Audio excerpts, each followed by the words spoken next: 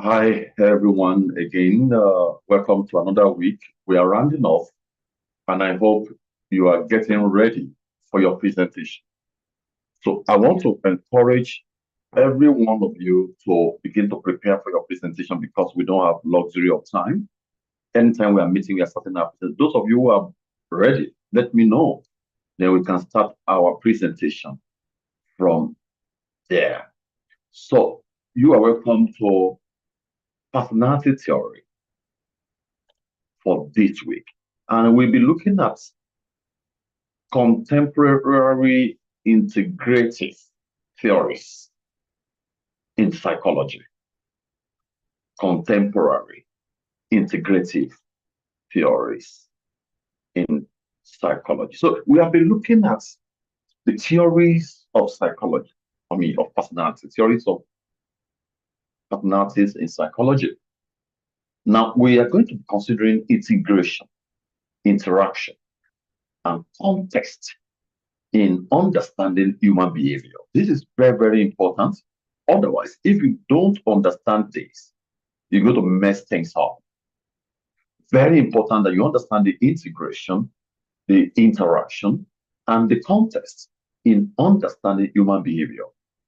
So, why is integration important?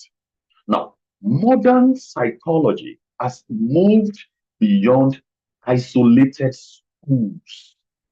Like, we have looked into different theories. So in psychology, we have moved beyond using just one. There is, we are in the level where we integrate two or three theories to understand the person. Okay. Like psychoanalytic theory, using that alone, or behavioral humanistic alone, towards integration. So no single theory sufficiently explain the complexity of human behavior. No single theory explain the complexity of human behavior, especially in clinical and pastoral context. That is why we cannot say, oh, the theory of this man is the best, Bandura's theory is the best, or Sigmund Freud is the best, or Skinner is the best. We cannot say that.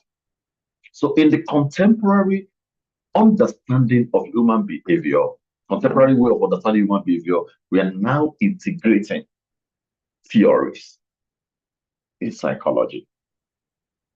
So contemporary integrative theories, it seeks to combine strengths of multiple approaches. So we look into the strength of different theories. Number two, we address limitation of single theory model. What is the limitation? We address that and provide holistic understanding of the person, holistic understanding of that person.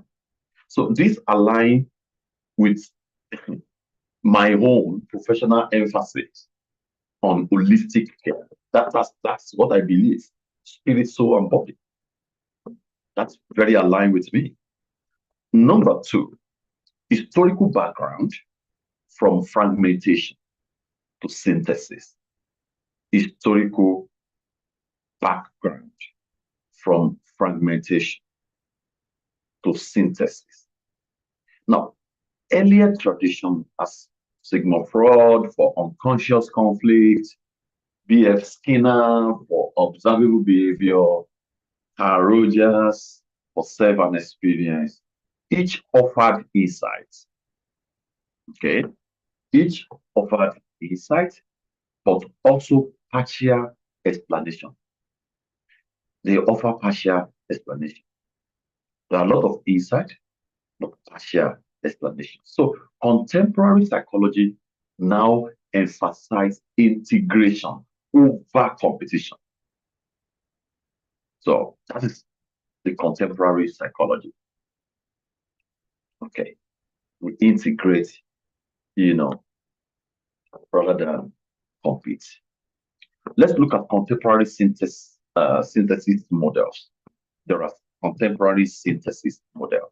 Now, when we talk about synthesis model, this intentionally combine elements from different theoretical frameworks into a coherent system. Okay. There are major type of integration. Number one, theoretical integration. So we blend concepts onto a unified framework. Different concepts, we blend them together. We combine cognitive and behavioral approach. So you will hear cognitive behavioral therapy, CBT. Okay, cognitive behavioral therapy, CBT. So they have combined cognition and behavior. So it's an integrative theory, if that makes sense. All right. So this leads to approaches like CBT that we have today, or DBT. CBT. CBT is majorly, combination of cognitive and behavior. So number two is technical eclecticism. Technical eclecticism. Eclectic. Eclecticism. Eclectic.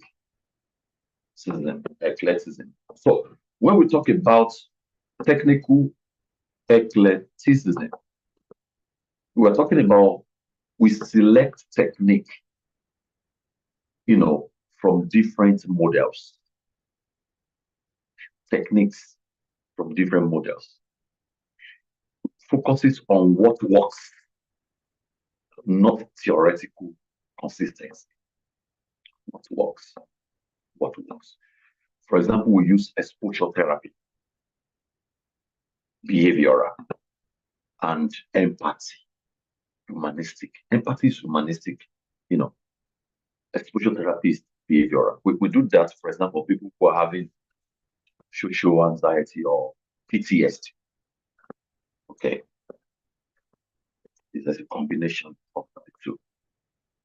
Let's go on number three, common factor approach. There's something we call common factor approach. This was founded by Jerome Frank. Jerome Frank. The core idea is that most therapies work because they share common healing elements. Okay, therapeutic alliance, that is therapeutic relationship between you and your client, your ability to connect with clients. Then hope and expectation. Hope and expectation, structured intervention. That's the core idea of common factor approach. Therapeutic alliance, hope and expectancy, or structured intervention. That's another one. Another one, number four, is assimilative integration. We're talking about different type of integration here. Assimilative integration. That is, therapist has a primary orientation, gradually incorporates technique from others. Okay, I can be a psychodynamist and still use CBT sometimes to support my client. If that makes, I can use CBT tools, but I am not a CBT, I'm not a cognitive therapist, but I can use tools of other approach. Okay, that is possible. Another one is interactional models. Behavior is the result of interaction between person and environment. If you remember that, there's a man called Lewin. Lewin's foundational equation is that behavior is equal to, a person and environment. The implication is that behavior cannot be understood in isolation. Personality is dynamic. It's not a fixed structure. And context shapes expression of traits. Therefore, you need to understand that at this point, that even if you have 10 members, they are not going to be the same. So you're not going to interact with everybody the same way. That's why you can climb the pulpit and preach. You will not meet the needs of many people. That's why you need interpersonal relationship to understand who they are and what works for them. This is very, very important. So a congregant's anxiety is not just internal. It may involve family dynamics. It may involve cultural expectation. It may involve spiritual struggles. So it's subjective depending on the individual. Let's look at contextual models. Contextual models emphasize that behavior and development are embedded in multiple systems. Behavior and development, they are embedded in multiple systems. So there's a major framework there, and it's ecological systems theory.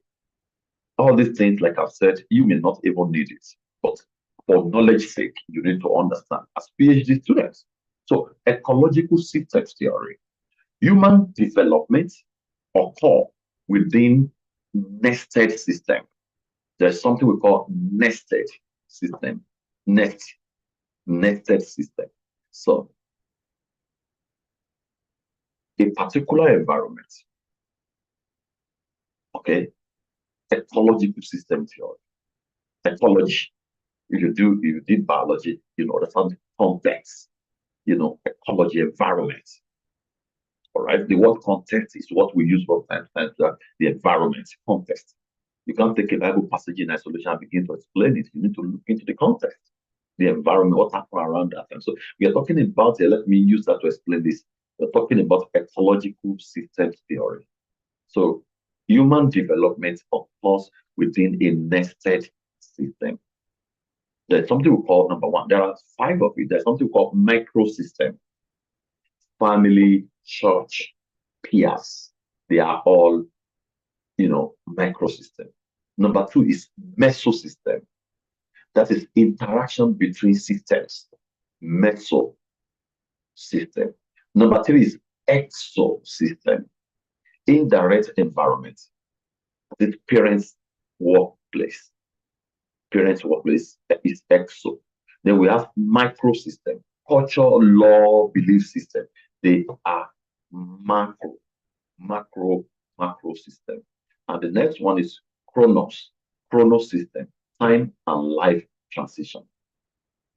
Chrono system, time and life transition. These are, the confine, the nested system where human being, develop. Family, church figure, interaction between system, indirect environment, culture, laws, belief system, time and life transition. Microsystem, mesosystem, ecosystem, microsystem, chronosystem. If that makes sense. So, for example, in the environment where I am today, there's multiculturalism shapes our identity. Immigration influences mental health. Legal frameworks affect practices. So these are things we deal with. So you need to look at the critical evaluation of integrative efforts. Let's look at the strength. Holistic understanding of a person. It helps us to understand people holistically. And it helps in treatment, flexible treatment, greater cultural responsiveness, aligns with interdisciplinary care. These are the strengths. And when it comes to weaknesses, there's a risk of theoretical inconsistency, and it requires higher level of training and may dilute all principles. So these are the weaknesses of integrative efforts. Okay, so when it comes to pastoral application, scriptures informs meaning making. Okay, the meaning you give to life. If you're a Christian and you read the Word of God, the Word of God will affect the way you understand, whatever you are going through, your lived experiences. The psychology also informs care strategy. Psychology informs care strategy. Community provides support context. Community. So we did something like this in our biopsychosocial spiritual model that we dealt with a few weeks ago. So this is very, very important. Take away from this, no single theory explains human person fully. I've said that. And integration reflects the complexity, dignity and multidimensionality of human life. So contemporary integrative theories represent a mature stage in psychology. You're moving from division to collaboration, from reductionism to holism, from rigidity, to flexibility. So for practitioners, especially in counseling and ministry, integration for us is not optional. It is essential if we want to do well in our work. So we need to integrate our principles. All right. So at the end of this week, please, you must be able to compare major integrative approaches and explain interaction and contextual models. You must be able to evaluate strengths and limitation of this integration efforts and apply integrative thinking in clinical and pastoral settings. So I hope this will be helpful for you. Like I've told you, not my duty to give you full 1 hour or 2 hours lecture here on this platform, but to give you overview of what is happening this week. Please read the portion assigned to this week. You will have more understanding as we are moving towards the end of the class and our presentation. I hope you are making progress. And I will talk to you again next week. Take care, everyone.